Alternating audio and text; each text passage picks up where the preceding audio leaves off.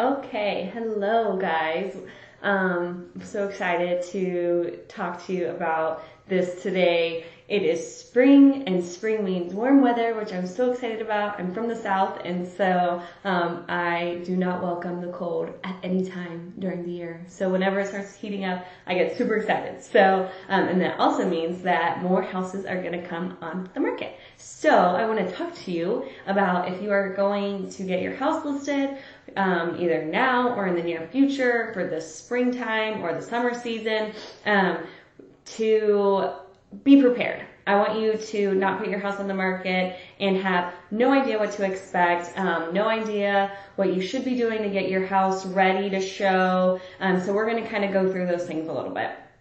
We're going to start off talking about my biggest pet peeve whenever it is my seller, whether it's my seller or I'm the buyer's agent and it's the other seller. My biggest pet peeve is when sellers are not accommodating and not flexible. So I understand we all have kids, we all have jobs, we all have animals and lives and all of these things. But if you're going to be putting your home on the market, try to come up with ways to accommodate those things and come up with an action plan of what you're going to do with your children or with your animals during the time that your house is on the market. Of course, after you get in contract, it's a little bit more relaxed, like you don't have so many people coming through, but during the time that your house is, especially right when it hits the market, you want to pretty much have your house available at all times.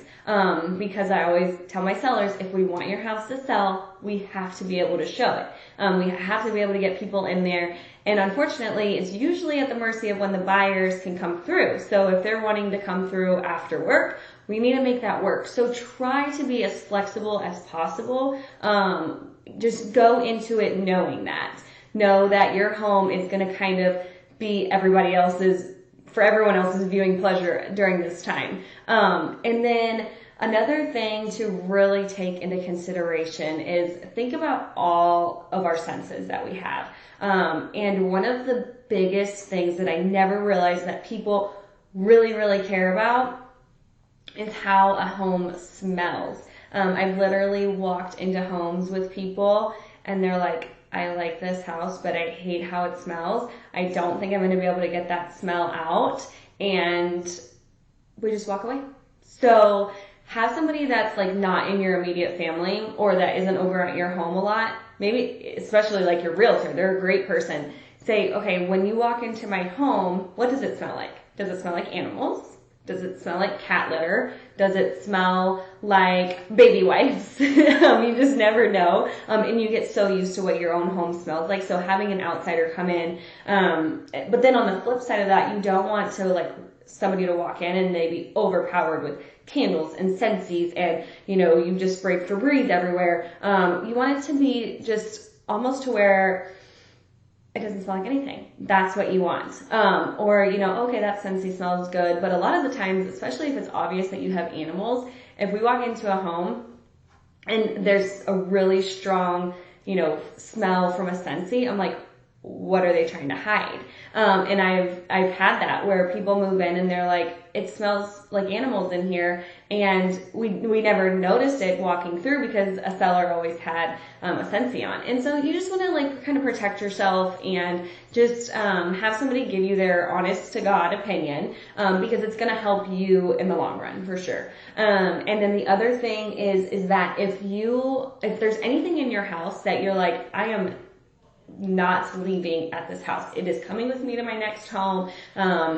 This fridge, we bought it and we love it. We're taking it. Put a little note on it. Does not convey. And also let your realtor know that. Those are the things that your realtor needs to know so then that way they can put it in the listing. So then whenever buyers are walking through, they already have the expectation that the chandelier above the dining room table isn't going to convey because it's a family heirloom and it'll be replaced with something different. And so make sure you set those expectations right away with your realtor. Don't make it an afterthought and talk to them so then that way the buyers, like I said, just know right away what they're walking into. One last thing is that try to keep your lights on. If you have work during the day or whatever the case is, we're all kind of stuck at home right now, which don't be at your showings. Go take a walk around the neighborhood or something during your showings. That is a number one thing. But keep all your lights on. So, and especially if you have multiple back-to-back showings, just leave a little note on your dining room table, like where all the realtors are leaving their cards. Just say, hey, please leave the lights on for the next showing. It just helps your home to feel welcoming and inviting. And that's one thing that we want to portray to these buyers is, welcome to my home. We want it to be your home. I hope you feel comfortable. So if you have any questions about what to do before getting your house listed, or if it's on the market and you're kind of wondering why you're maybe not getting a lot of activity, reach out to me. I'd love to help you out.